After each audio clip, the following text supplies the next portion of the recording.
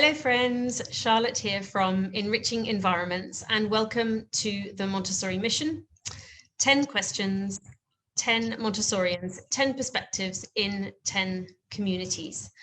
And today I have huge pleasure to welcome for episode 5 of the Montessori Mission podcast, Barbara Isaacs as my guest on the podcast today. And Barbara is really well known in the Montessori world.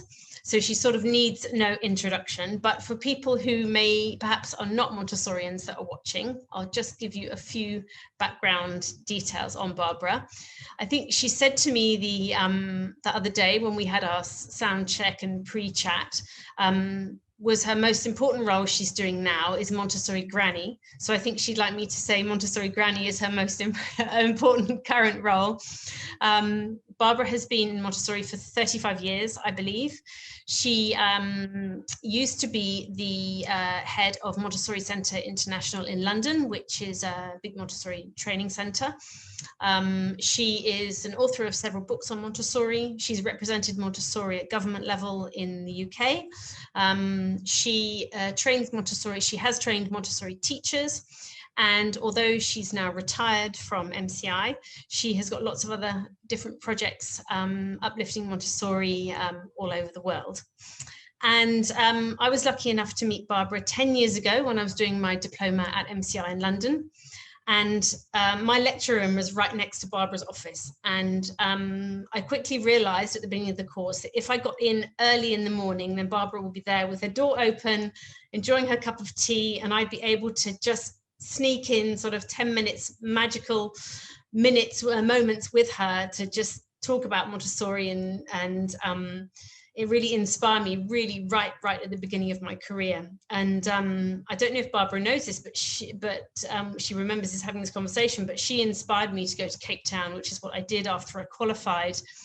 And then that has given me so much learning, and the path I've come from Cape Town then to Dubai. So she was a huge influence in the early part of my career, and we kept in touch for the past decade. And who would have thought this time 10 years ago I'd be interviewing her on my podcast? I wouldn't have believed it if I'd said it then. But thank you so much, Barbara, for coming on. I'm really thrilled to have you on, and it's an absolute pleasure. Thank you. You know, Charlotte, when I came to do Montessori training, I never thought that I would continue to share my Montessori knowledge for all these 35 years with so many different people. And what a huge privilege it has been to continue and follow the path of so many, mostly women, as they make difference to the Montessori community today. So thank you very much for inviting me. That's such a pleasure. Thank you.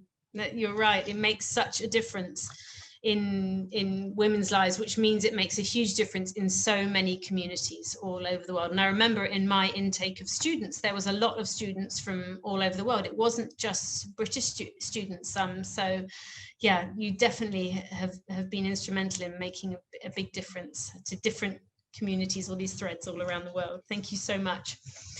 So shall we begin our 10 questions for the podcast? Are you ready?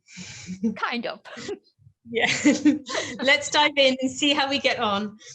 So question 1 for the Montessori Mission podcast is, we'd love to hear, what does Montessori mean to you? There is, without any doubt, it means a connection with the child. And the thing that attracted me to Montessori in the first place was her huge reverence for the potential of the child. I so loved the fact that she invites us to trust and respect children. For me, that still remains the motivator for the work I do, because I believe that if we can change the life of one child, and the child feels more respected and revered by the community around him, we have made a difference. And I think that is really, from my perspective, the most important message of Montessori today. of course, recently we have come to revisit her social impact writing, and we have come to talk about the importance of interdependence and solidarity, and the role education plays in changing the world. But we need to start with the very young child at the very beginning, in the first 6 years of life. And this is the age group that I have really loved working with, and I still continue to enjoy observing and learning from my granddaughters. It's amazing. Trust and reverence. That's what I've taken away from that first answer. Yeah, it's so true and so powerful. Yeah, trust and reverence.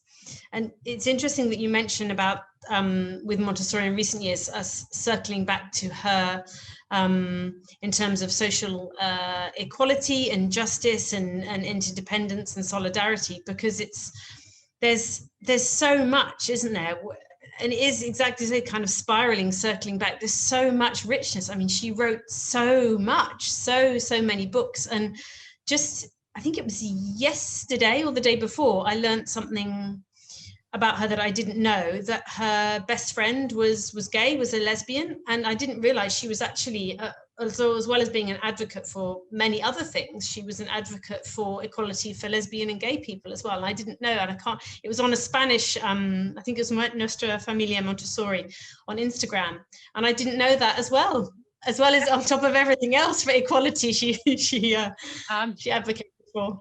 Well, interesting, because she always said that she was apolitical and that she was not really interested in politics. She was only interested in education, but the messages can be interpreted with a very strong political emphasis, particularly in the beginning of 21st century, particularly after the pandemic.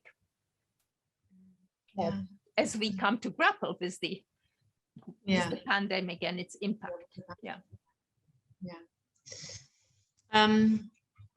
So question 2 is, and this will be fascinating given your Montessori journey. What was your first light bulb moment on your Montessori path? For question 2. So initially, when I first trained, I was so inspired by the prepared environment.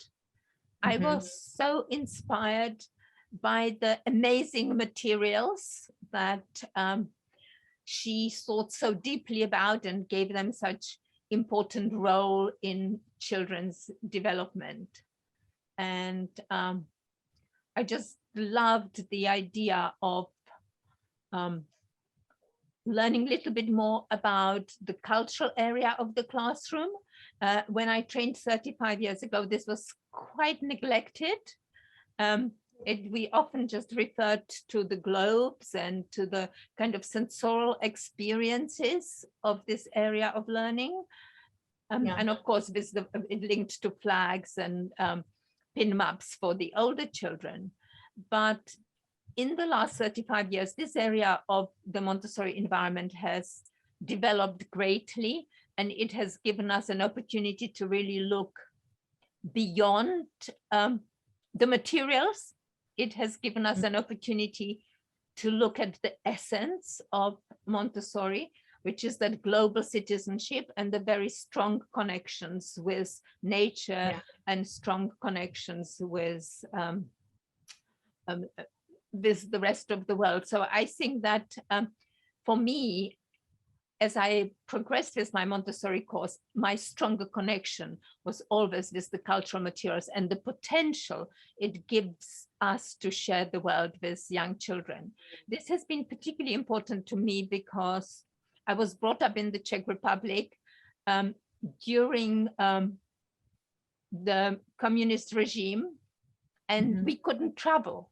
So travel was always such a wonderful thing, unattainable in my teenage years. Things have, of course, changed, and I did come to England at the age of 18, and I did begin to travel. And thanks to Montessori, I've seen so much of the world.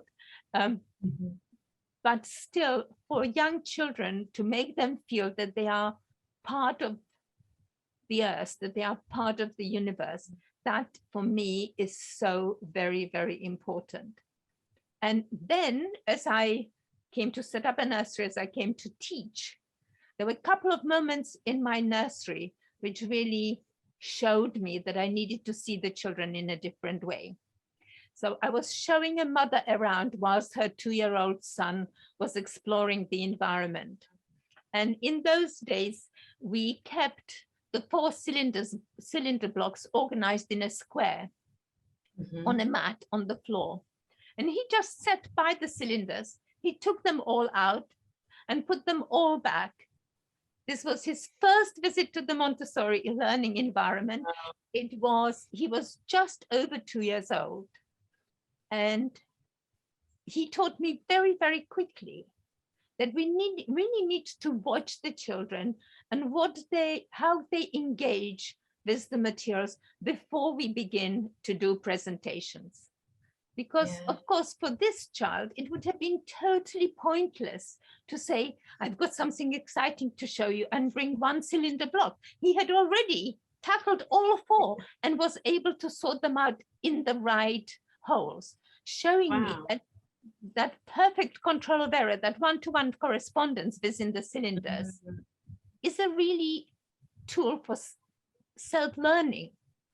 It doesn't need us as adults. So that was the first step when I began to think about the materials in a different way, that I need to really see first what the children can do with the material before I present my version of how to use the materials.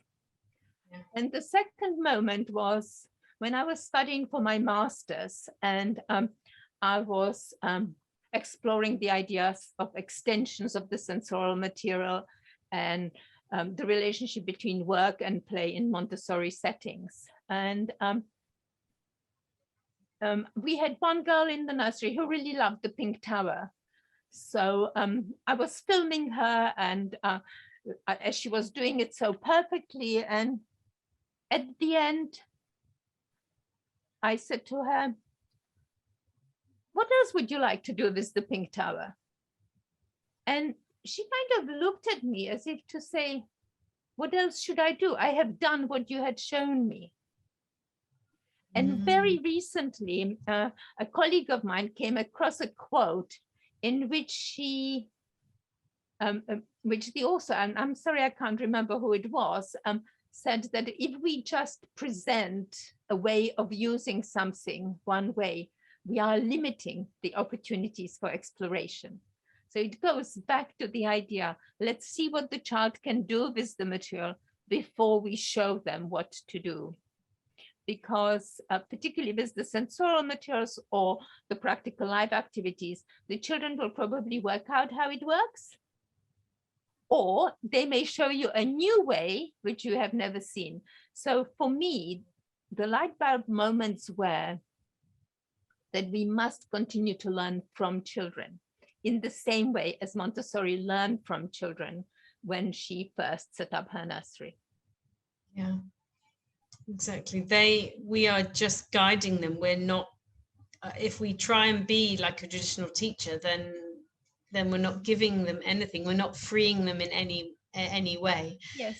And it's interesting because the presentation thing, it can be quite dogmatic in different scenarios, can't it? That you can only present it in this way to the child and they're not allowed to do anything else with it. And if they haven't done something else, then they can't do that. And there's always this debate about, are they allowed to explore with it first or not? And so that's really, it's really interesting you say that. It made me think about the nature of the Montessori teacher training and why we train in the way, why is there so much emphasis on the use of the materials? And both Philip Gang and Andy Lulka, with whom I have worked a little bit during the past year, say that as long as you focus on the mechanics of the materials, you are a technician and you lose the essence of the Montessori pedagogy. And I think that is a very, very important message, because I have also witnessed this very rigid approach to the sequence of the materials and to the volume in the planned activities that teachers have for children, that teachers expect that the children will do what they want them to do. And for me, I've fallen into that trap myself. Yeah, I think absolutely, absolutely. But the children don't. I mean, Montessori herself talks about the fact that you will not always get it right, that you will not always match the children's needs and need for spontaneous engagement to what you may think they may be ready for. And this what you may think they may be ready for is very different to the way how we have been taught the sequence of the Montessori materials, the way how we organize the environment. Just because things are next to each other and make a kind of logical scaffolding progression to us as adults, they may mean absolutely nothing to the child, and the child must be free to show us their need, show us their interest by the way how they approach the shelves and what they take off the shelves. So for me, the child is ready for what they are ready for, and they will take from the activity what they are ready for, rather than saying, no, dear, you are not quite ready for this. Let me show you something else. You know, most typically it is the golden beads that we all pay so much money for, and that are potentially so dangerous because children could eat the individual beads, that you always say to the children, no, no, no, you can't do that. So if the child is really interested to the sensorial qualities of the beads, we need to provide something else which will satisfy that need. That's what the child is telling us. Not that they want to learn about the decimal system. They are showing us an interest, and it is our responsibility to translate it and make it meaningful to them and satisfy that specific need. That's right. Yeah, it's a need there. It doesn't mean that they're ready for the full Montessori experience, for sure. Yeah, I was talking to a colleague about this, but with the pink tower, and younger children who still need to knock it down. And my viewpoint would be to rather offer them something that they can knock down, rather than give them a pink tower to knock down, because then when they go to casa, that's not setting them up to succeed. But then the colleague sent me a quote from one of Dr. Montessori's books, which actually said, you know, the child will need to knock it down. So that was really interesting. And I don't know where I picked that up. I don't know if it was at MCI or in the other things I've done that said, or offer an alternative that they can knock down, because some children will still need to knock down. But no one had ever said to me before, well, no, if they're younger, just let them knock the pink tower down. So that kind of blew my mind a bit. Yeah, and that is a real tension for us Montessorians, who the other element that is so inviting from the Montessori perspective is to prepare the environment. The way how we prepare the environment is really the gift to the child.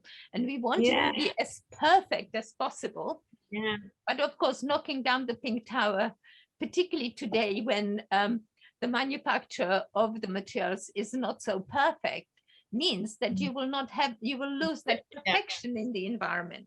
So, I mean, there are some dilemmas.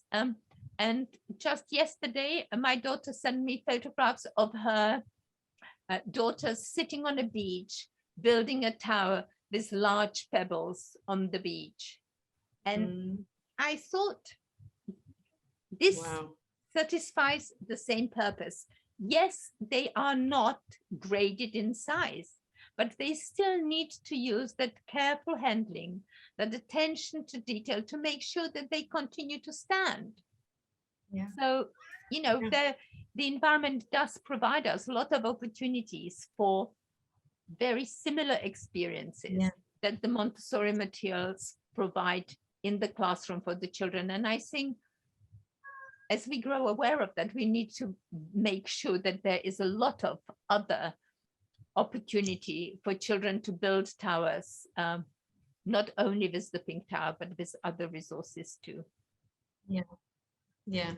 I see a lot with the toddlers I work with, just that knocking down towers is really, really strong. But in my children, it wasn't really that strong. It was interesting. They weren't really bothered by that. They want to just build, but not knock down. But lots of children I've seen recently have been really intent on, 4, 5, 6 blocks and then knocking it down. Yes, my granddaughter really loved building towers and knocking them down for many, many months.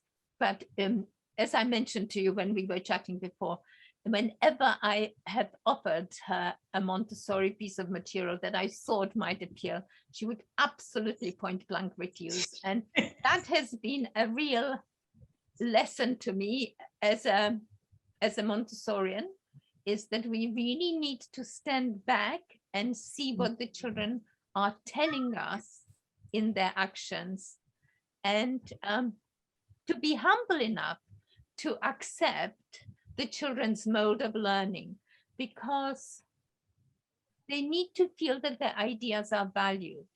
That's, to me, is this idea of respect. And whilst Montessori herself was so interested in cognitive development of the children, I think that the emotional element of that independence gives the children, the capacity to be able to do something for yourself, is very, very important. And children need to feel settled and have a sense of belonging if they are ready to benefit from our Montessori environment or any other environment where they encounter other adults.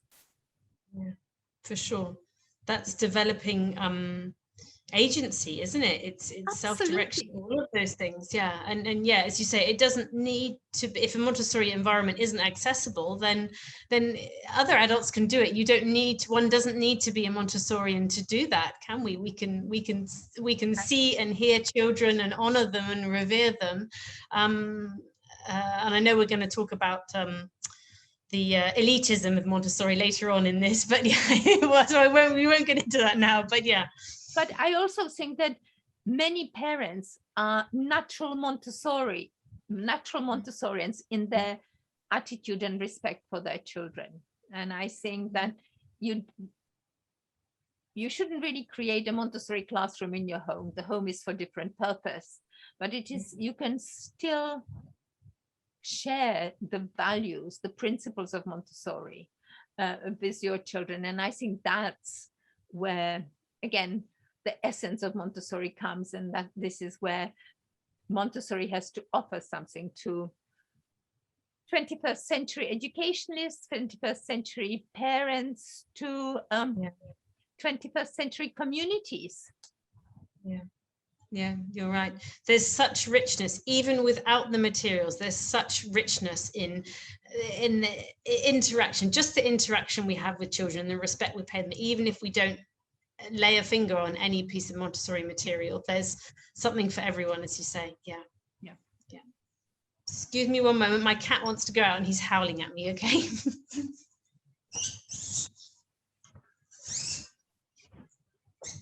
Okay, I'm back. Okay.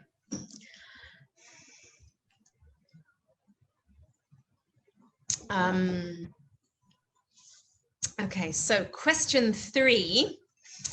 In what ways does Montessori enrich the work that you do?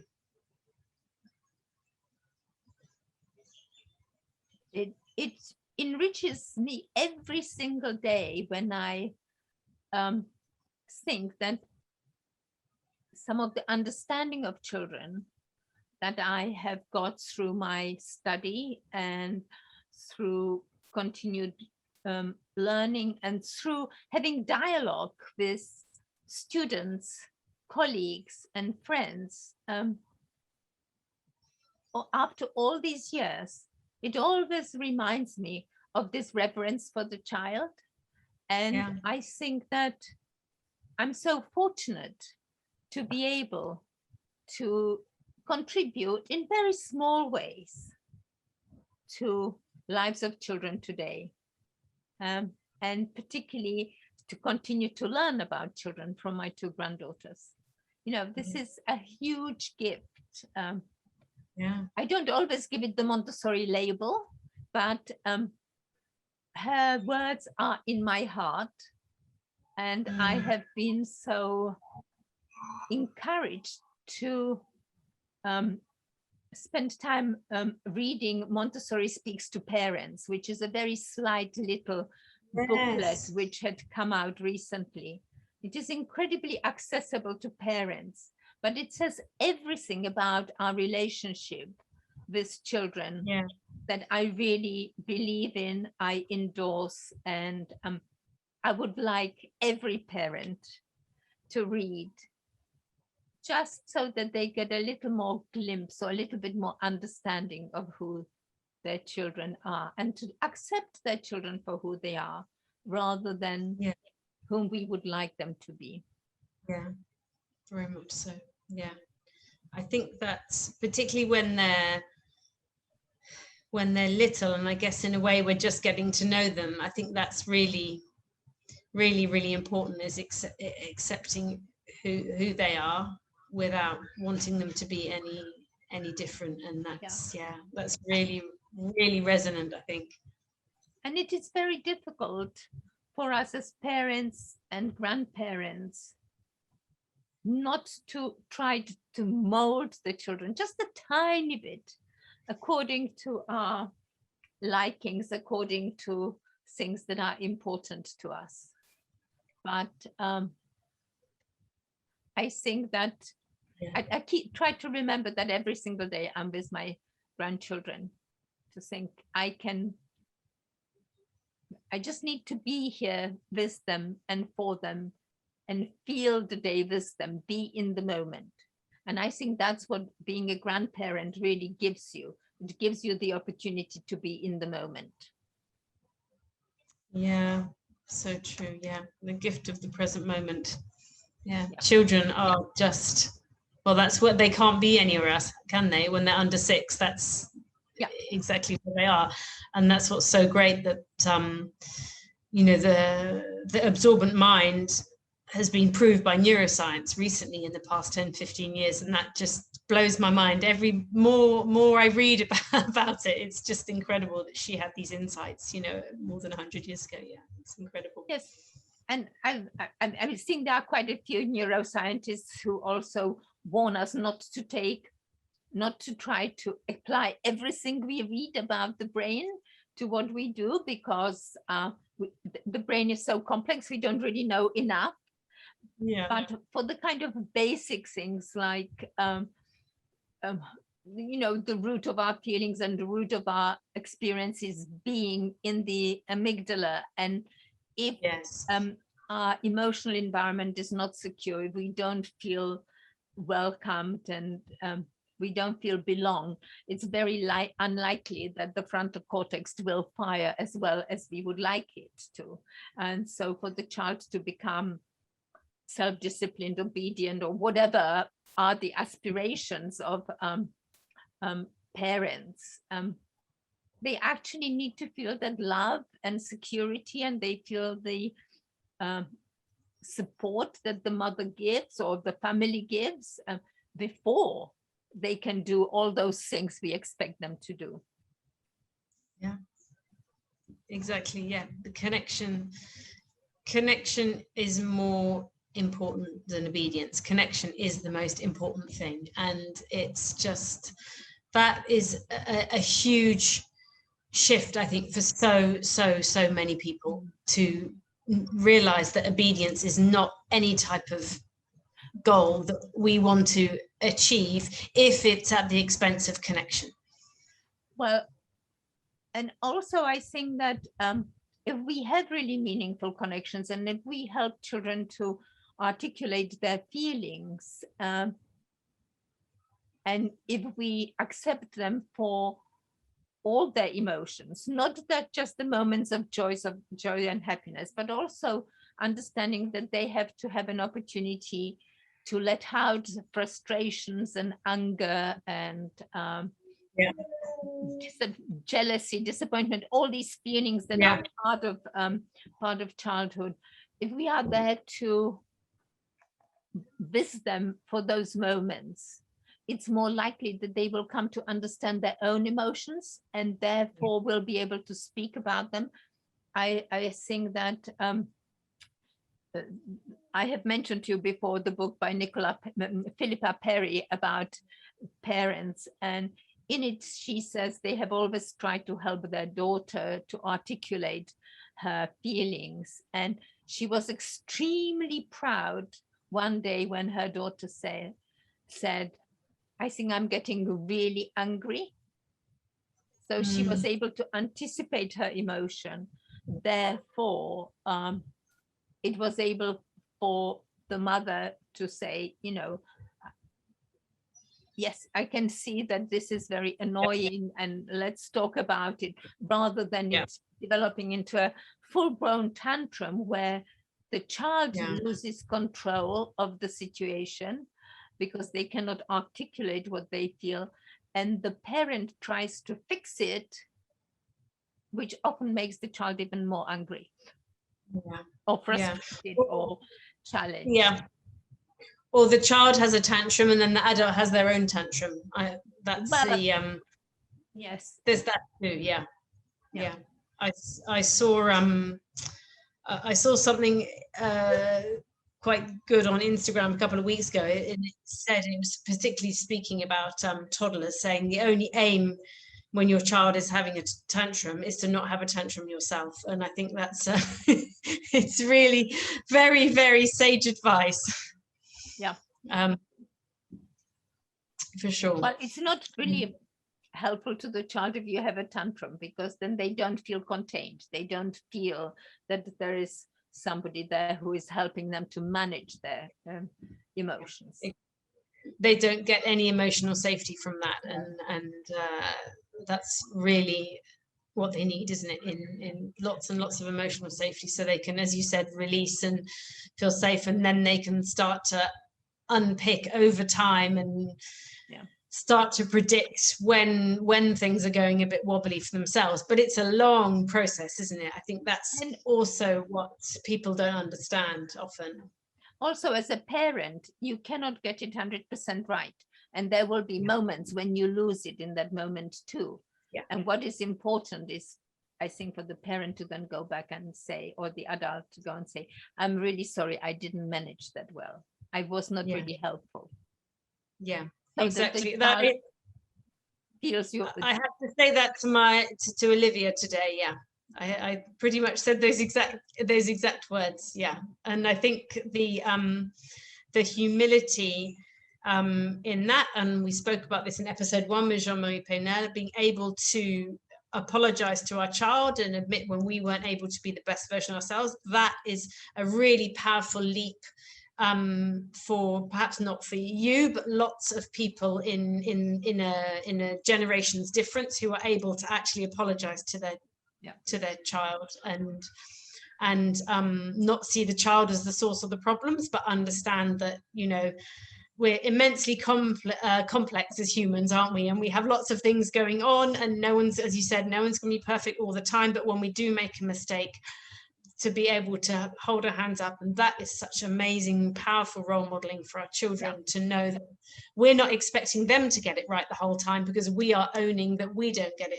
it right. And I think that's a big leap. It feels like it's a big leap. Yeah, it is a big leap. Yes.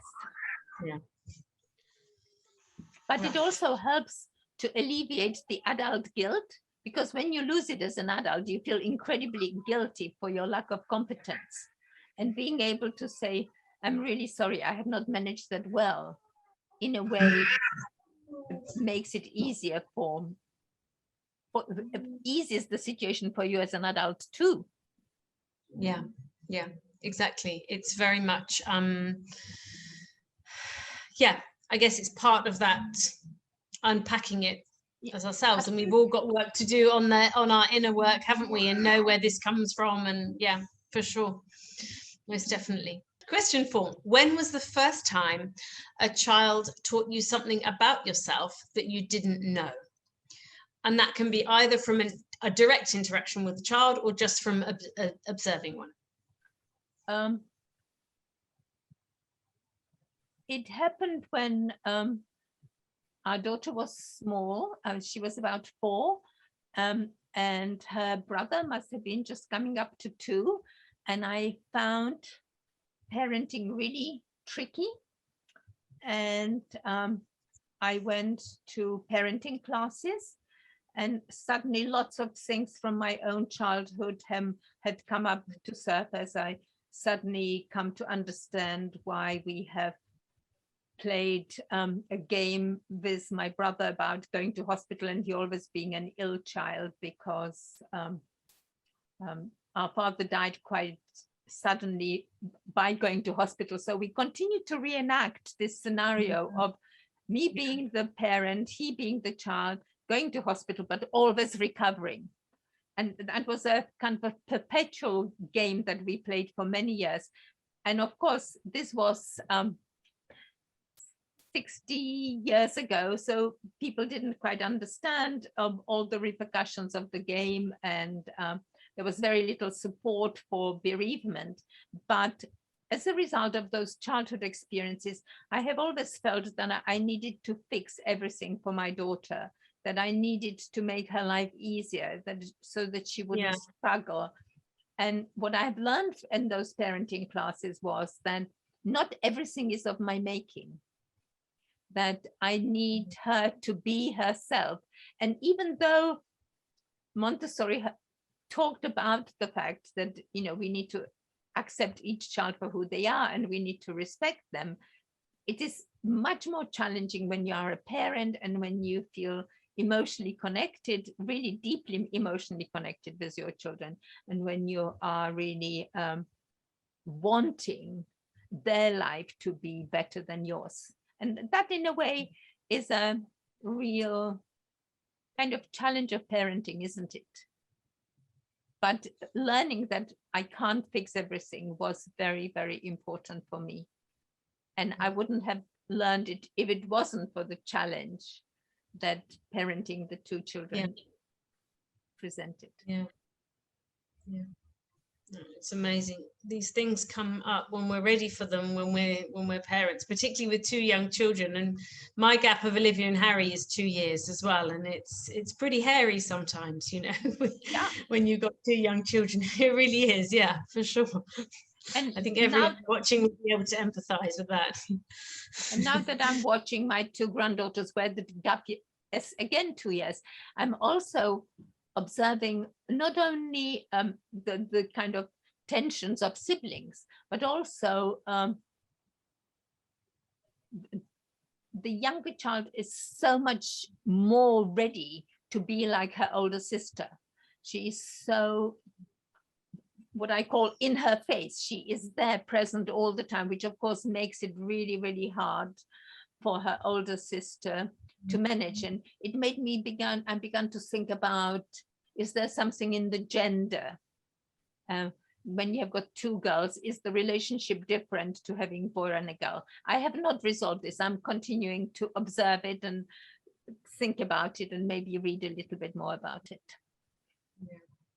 No, it's interesting. It's the same with Harry and Olivia, so I'm not sure if it's a gender thing. Harry's younger and he's totally in Olivia's face a lot, and at 4 and 6. And it's interesting for me that with Olivia, because Harry's very full on, that she can kind of fall into this sort of victim mode of he did that to me and he did this to me, and I can see it kind of her kind of like falling into that role, and me, and what you said about rescuing and fixing things, and I have to stop myself and go, you know, she has the means, she has the resources, we've given her the resources.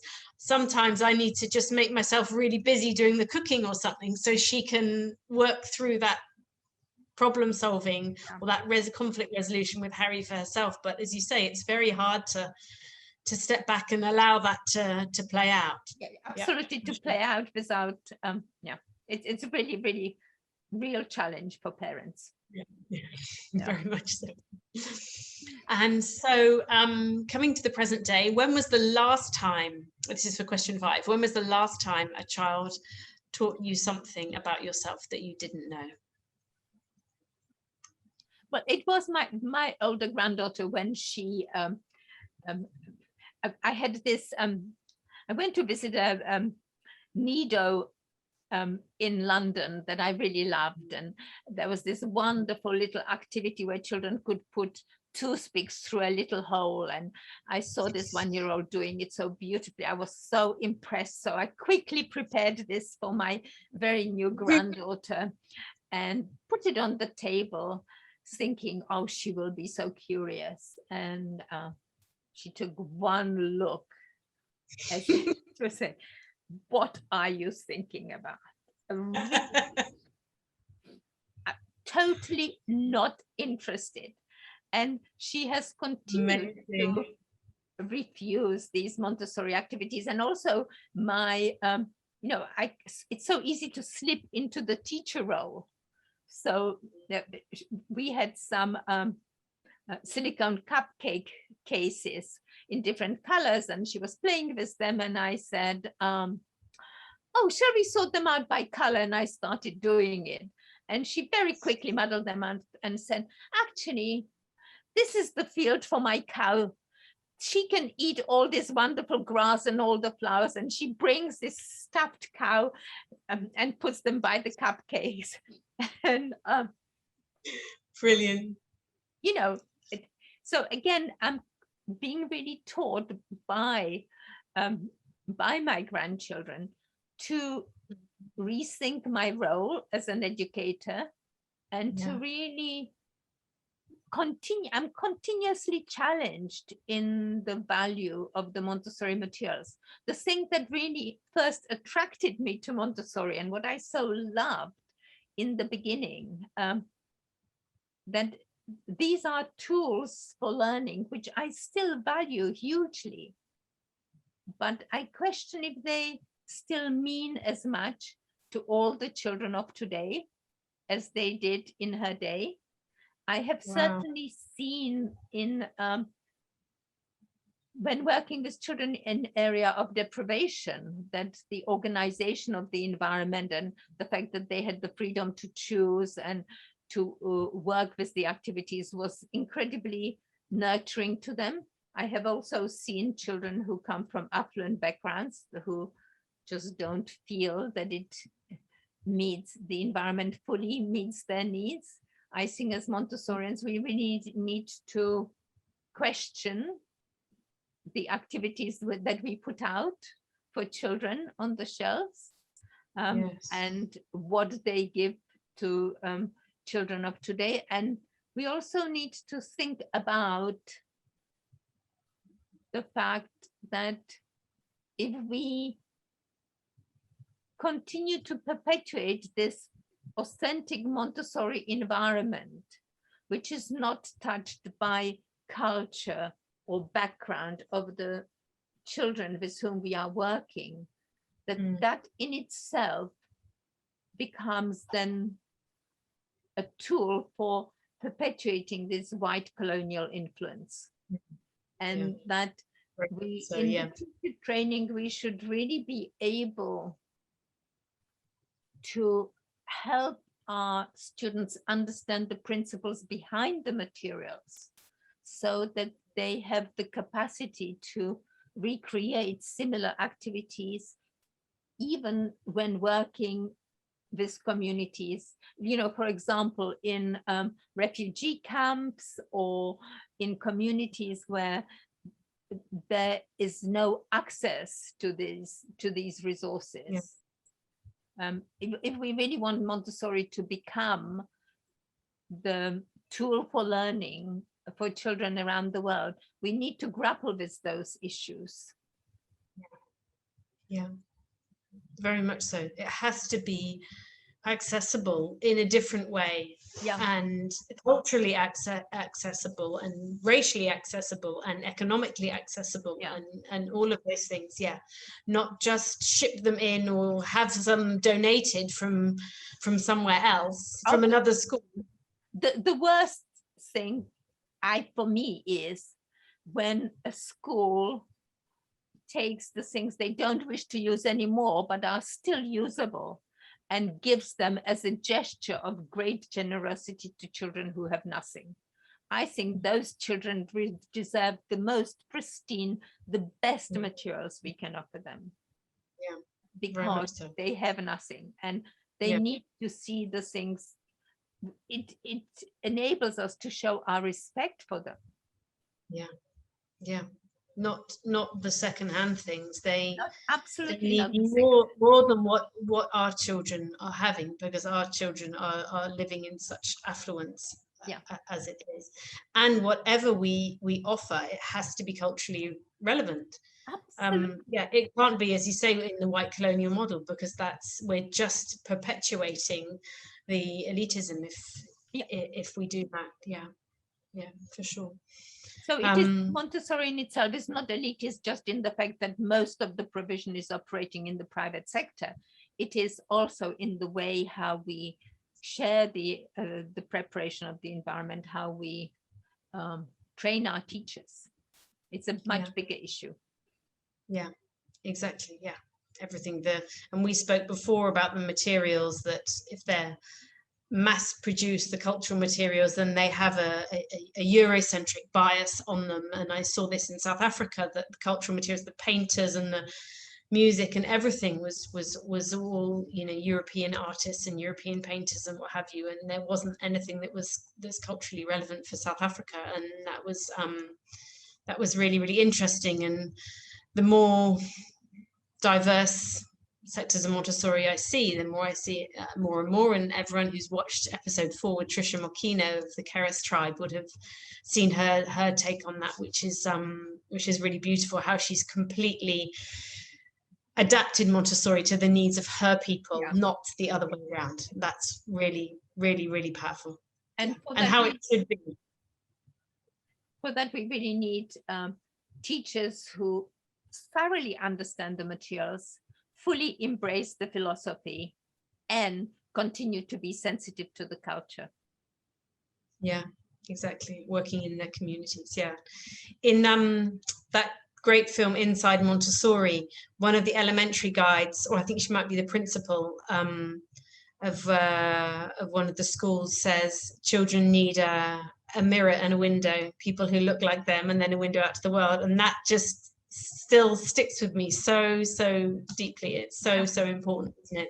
Oh, it's so interesting, because we explored this whole idea about mirrors and windows, and that whole reference to what it means to our practice in our Montessori Musings. And when I was reflecting on the new regulation for early years education in the UK, I went back to the analogy of mirrors and windows, and so that we have to offer the mirror for the child to see themselves and their community in our environment, but also open the doors to the world.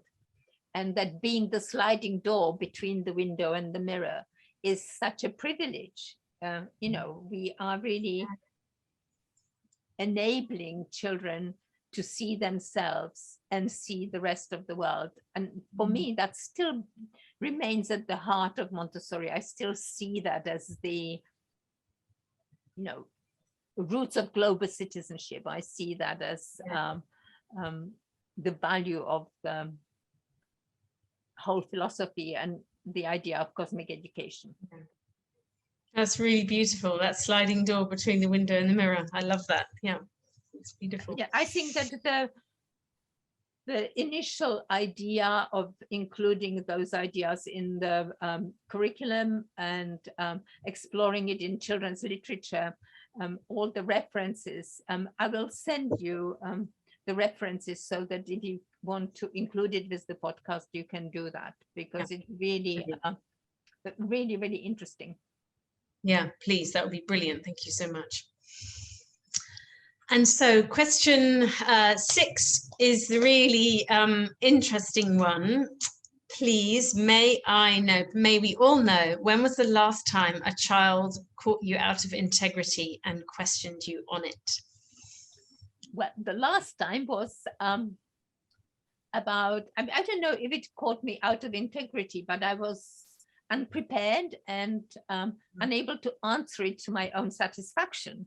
And that was when my 4-year-old granddaughter asked, so when there were no humans, how could the babies grow inside mummy's tummy? Wow. And 4-year-old. 4-year-old, and I just thought, she is so fully engaged in the cycle of life that she observed on the farm where she lives. But it is such a demonstration of capacity for deep thinking and for young children asking really big questions that we often shy away from. Yeah. And so I kind of thought, yes, she is ready for the story of life. I could try to tell her it, but of course, he asked me that question when we were walking from my house to her house. And when I tried to return to the question 2 days later when she came to visit, it was of no longer of interest. Yeah. And I see that this is why it is so very important that the adult agenda never overrides the child's question, because if you lose that moment, you may never come back to it, because the child moves on. It lingers with you as an adult, but for the child, that's how it is. Exactly. Yeah, very much so. We answer what they ask literally without trying to impart every bit of our knowledge of the subject or even overcomplicate it. Yeah, it's so the challenge was not only to explain it in simple words, but to also explain it in such a way that you would understand. Yeah, and that's my next question, actually. Question 7 was, how did you explain yourself? So what did you say? How did the babies get there if there were no humans? Well, I said we are just creatures in the animal kingdom, like all other creatures, and there were other creatures before us.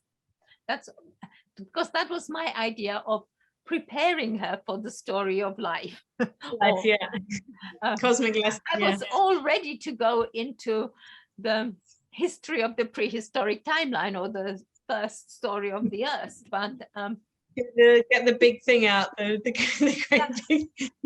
I now got it in a book form, but we were approaching her house, and of course, once we turned the corner, she saw her mother's car, and she was very happy to be in the moment of being able to hug her and having time together.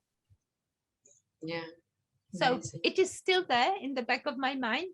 I now have dug out the book. I'm now prepared. If the question comes again, I can say, I can show you. Shall we look at this together?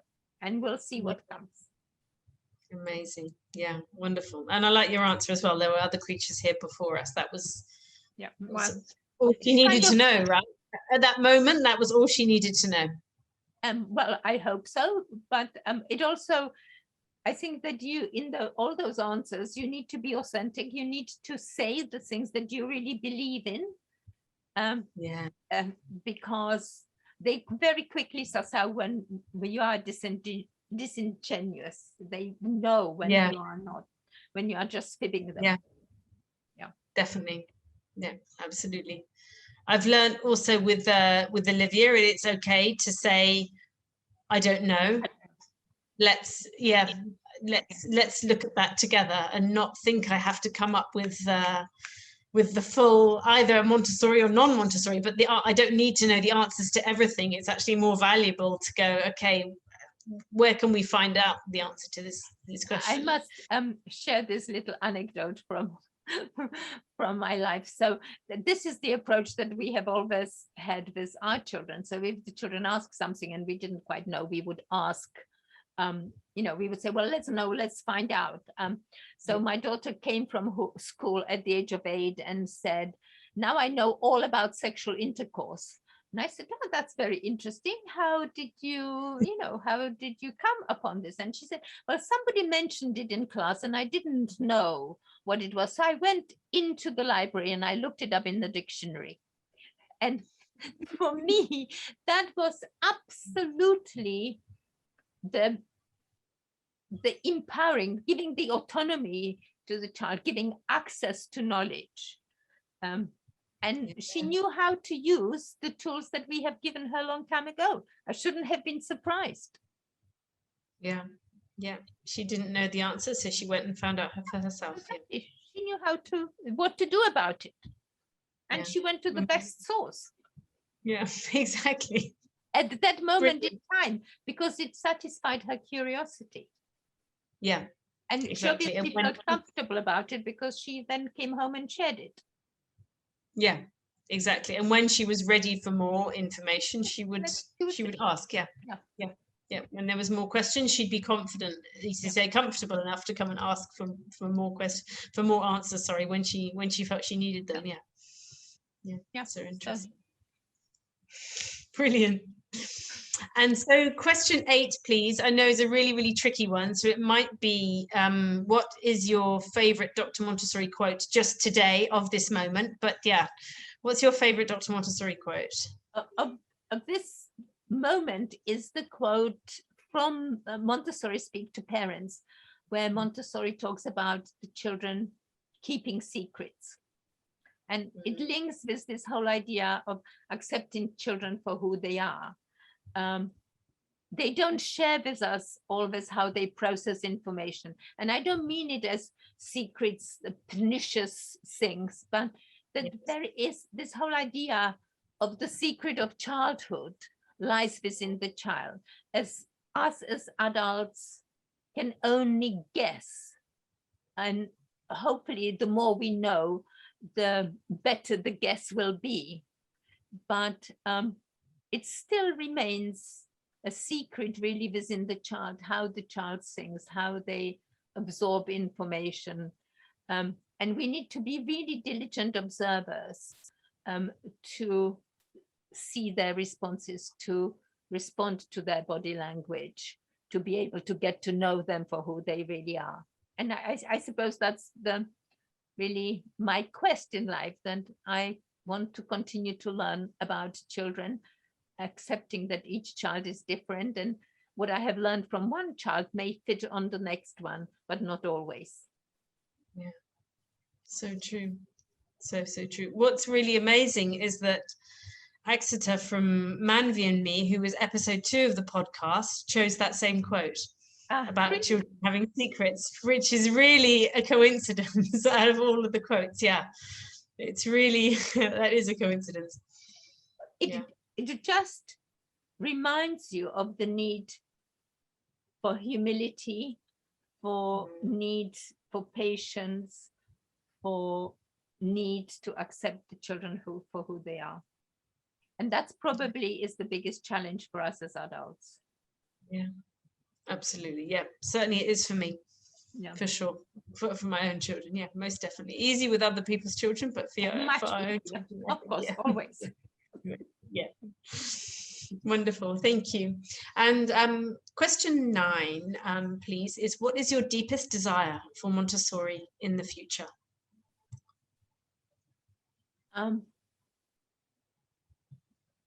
Somehow I would like the Montessori community to free themselves of the need to revere the materials. I would like the Montessori community to go back to Montessori's writing, to continue to reflect on what she says, because when I read Montessori text when I was a student, I had a very, very different understanding of what I was reading 35 years ago. We interpret the reading in context of our own experience, and therefore returning to the text and grappling with it at the point where we are at the moment is really, really important.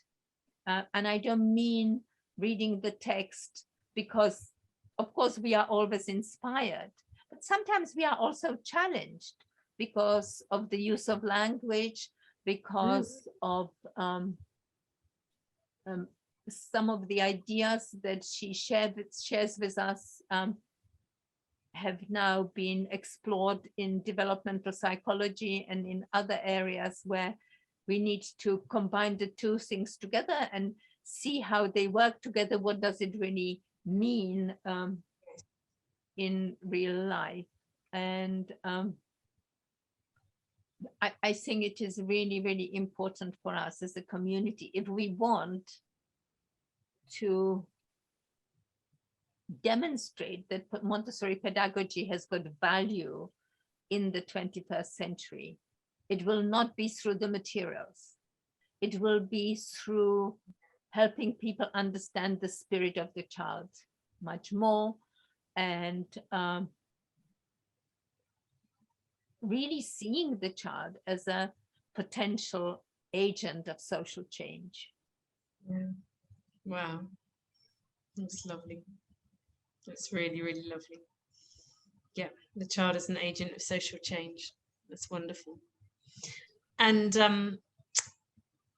every guest so far on the podcast has pretty much said the same answer to that question about the spirit of the child, the soul of the child. And that's what's really amazing, talking about Montessorians from around the world in different situations, different communities. Everyone is coming back to the importance is the spirit of the child, not the materials or anything, or even the environment, anything.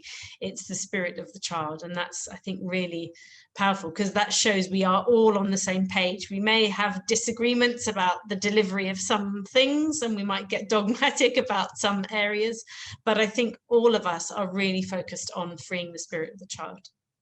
Yeah. And we should talk more about it. Yeah, definitely. What we really mean by it, and what does the spirit of the child look like, or when does it reveal itself to us, when we can really see the spirit of the human being unfolding in front of our eyes. Yeah. I think at a couple of days old, I remember with Olivia, it felt really, that was quite a, you know, the newborn, it's quite it's so amazing, that sense in the first couple of days where you really see that spirit. For me, it was really, really like that with Olivia. It is very, very special to be part of that journey of the child's life. And what do you see as your role in achieving this deep desire you have for Montessori? This is question 10. I feel very fortunate because even though I have retired, an opportunity has presented itself for me to be able to collaborate, connect, engage with other Montessorians through what Zoom has offered us. You know, I think that is quite amazing that technology has given us this opportunity. You sitting in Dubai, me sitting at my desk in the office in Oxfordshire, and we are having a really meaningful conversation.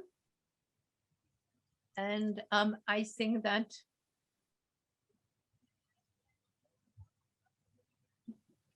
I will always be a teacher.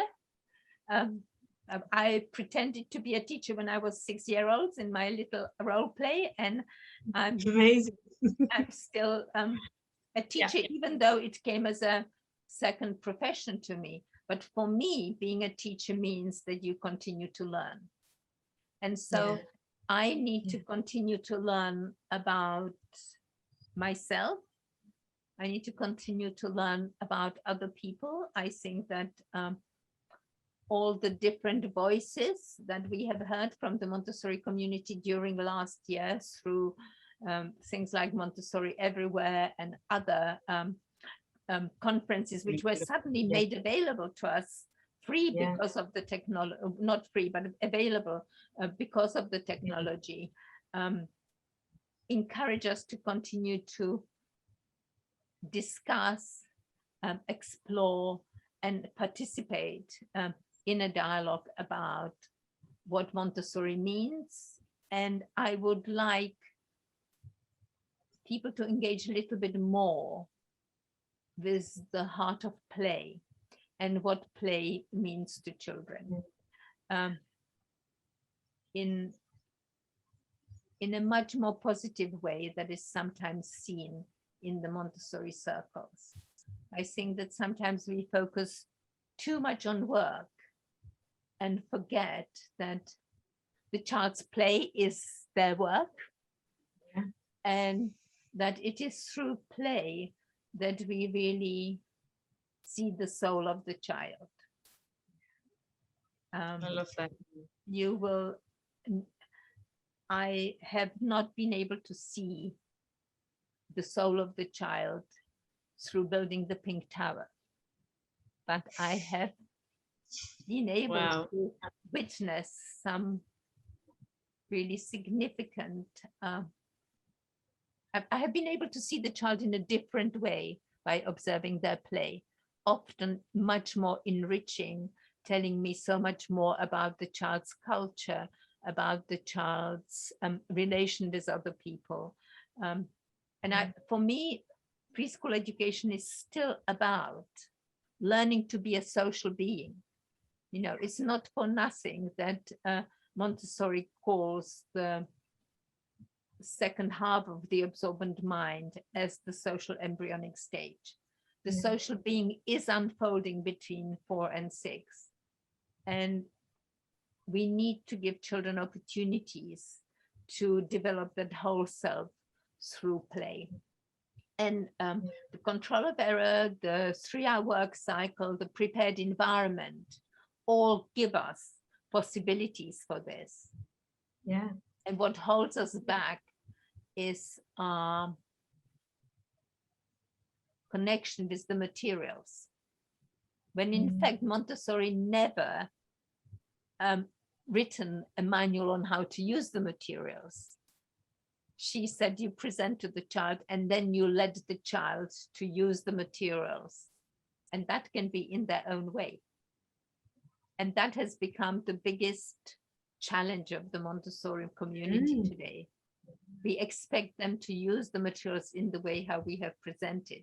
And this is why I think we need to move away from the materials or from presenting first. We need to start by looking at what the child can do with the materials and then use what we have learned from that, either to present in a formal way or offer other things which would extend that capacity to learn. Yeah, so true. Yeah, the value in play, and also with the baby or a toddler, we allow that exploration, but then we suddenly think there's going to be this magic light switch that comes off when they step into casa, and they're going to follow every single direction we have, and that's just crazy, because that's clearly we know we know that's not possible. But we also devalue the learning that the child has done. Yeah. Oh, yeah. You know, like that boy who was able to do the 4 cylinders. He already knew it.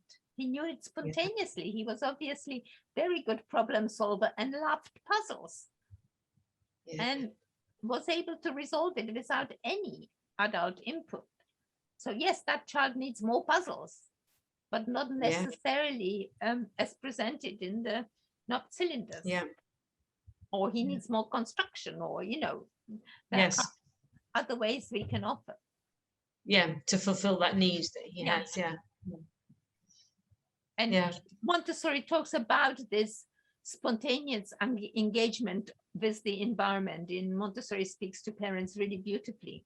She says, if you witness the child doing something quite spontaneously, it demonstrates that the child is fulfilling their need. Yeah. And that for me, that I will continue to explore this message and share it with others. Yeah. Yeah. Because that's what it's all about. Follow the child. So if they are spontaneously choosing work, even though it's not the presentation in our folder, then, you know, as long as the use of the material isn't destructive, then yeah, we must allow exploration. We must watch what the child does with it, because that may give us an opportunity to learn something new about the material. Yeah, learn about the child and learn about the material. Yeah.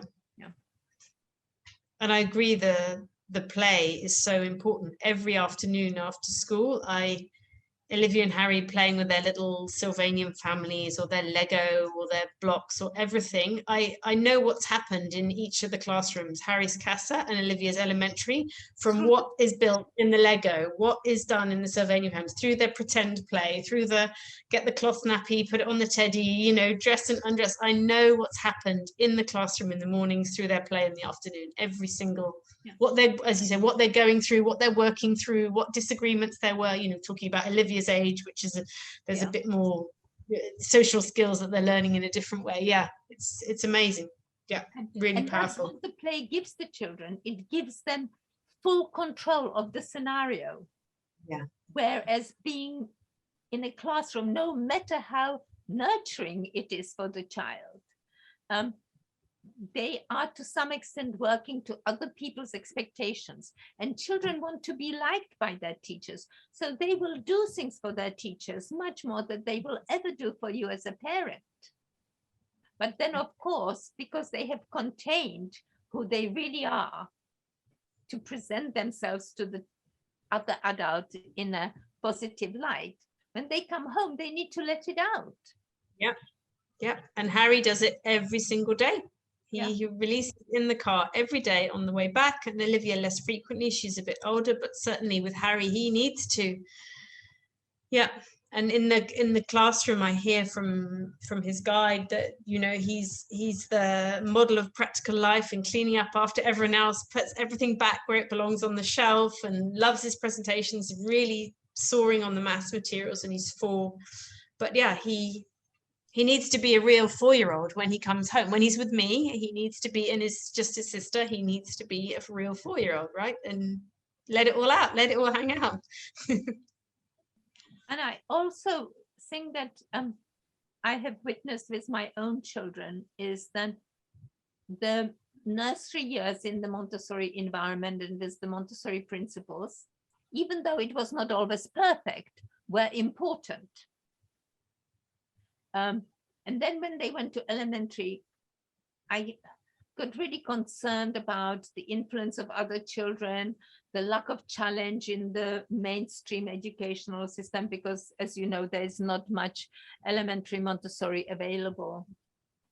And when they came to secondary, I suddenly saw that all the values, all the things that we have kind of planted as part and parcel of being a family, they have internalized and they became their own. And I began to see the unfolding of this really caring, considerate human being. And so I think that for me, that has been the biggest gift in life, that I came to have learned about Montessori before our children came. So I could give them this beginning. It wasn't perfect, and I'm sure that if you spoke to them, they would all have their own interpretation of it, but it has helped them to become who they are today. And they are very decent human beings. And I really value that, because that's the only gift we can give to our children as parents. Yeah, exactly. Yeah, so true. Yeah, to have Montessori before we have our children, definitely, I think it's a big bonus. Yeah. Big bonus, big bonus. Yeah. Amazing. Barbara, thank you so much. There's our 10 questions finished for the Montessori Mission podcast. Thank you so much. And now I'd love you to share about Montessori Musings and the projects you're working on at the moment, there where people can get involved and invite people along with you in the next part of your journey. So I'm involved with Montessori Musings, which is an online project that I work with my colleague Gwendolyn Bellinger It is UK based, and we offer a webinar once a week. We look at challenges to Montessori practice. We do a webinars for leaders and managers of settings to help them reconnect with Montessori principles. We also run a book club. So we read a chapter throughout the months, and then we normally we write a blog and a newsletter, and the two kind of complement each other. They usually come out on Sunday morning, and several people have said their Sunday morning is now colored with the newsletters and the blogs from Montessori Musings. So that's what I'm doing in the UK. But as a member of the board of Montessori Europe, we are trying to reconnect with the Montessori community in Europe, because it is enormous, but it is, despite the European Union, it is fragmented by the cultures of the different countries. So we are trying to create more connections. We are trying to create more opportunities for dialogue and reflections about Montessori practice, and share our experiences across the Europe, because we are all drawn together by the Montessori principles. So that is work that we have started 6 months ago, and we are not afraid of looking at challenging topics. We are linking our work with the Sustainable Development Goals. We organize online meetings as well as a face-to-face congress. And our next event will be about technology and what we have learned from technology during this year as grown-ups, but also as teachers. And that will be on the last Saturday. We planned that for last Saturday in September. And I have continued to be connected with Montessori Everywhere, this most amazing, energetic project, which came together in 6 weeks last summer. And Montessori Everywhere are working on an Earth project, promoting extending children's understanding of climate change and what we can do to change these or affect some kind of change. We very much believe that you can have a big idea, but you can take small steps towards making this big idea work. So the Montessori Earth project was launched on Earth Day in May, and on the website we are inviting schools and families to contribute to the project by choosing a theme that they would like to explore with children, which would somehow contribute towards changes in climate change, particularly, I think, looking at our carbon footprint and how our lifestyles affect the way we live. And we encourage them to document it and share it all. It's a 3-month project, which is starting in September. So I hope that people will get involved with that. So there's plenty to do on top of my 2 days of grannying. And I personally very much hope that I will be able to return to my Montessori Granny blog, which I started at last summer, but have found really difficult to continue with. And I want to share my experiences as a granny with others, because I feel so happy to have this opportunity in life. Yeah, that is so wonderful. Yeah, definitely Montessori grannying, I think, is absolutely brilliant. And for you to share that with people will be immensely valuable. Yeah, for sure. But I just need to write the blogs. So I have asked another Montessorian, Heidi van Staden in Pretoria in South Africa, who has just become a granny, to share this with me. Because if we are doing it together, I'm more likely to push myself to do the blog. Yeah. But it all takes time, doesn't it? All the online content, it's worth it, but it takes a lot of time, doesn't it? It's time consuming. And when we started Montessori Musings, the idea was that we will get as many outside people to write the blog for Montessori Musings, but very often it is up, because Gwendolyn is doing the newsletters so brilliantly, it's up to me to do the blog. And that, of course, has taken over from Montessori Granny. So I need to be more organized. That's my thing for after the summer. That's your mission for after the summer. Wonderful.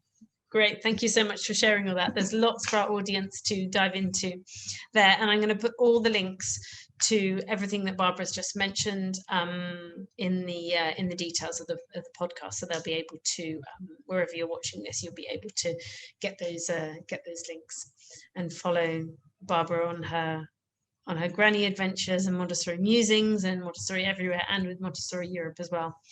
Barbara, thank you so much for joining me today. It's been such an absolute pleasure. And thank you everyone to our audience for joining us for the Montessori Mission podcast.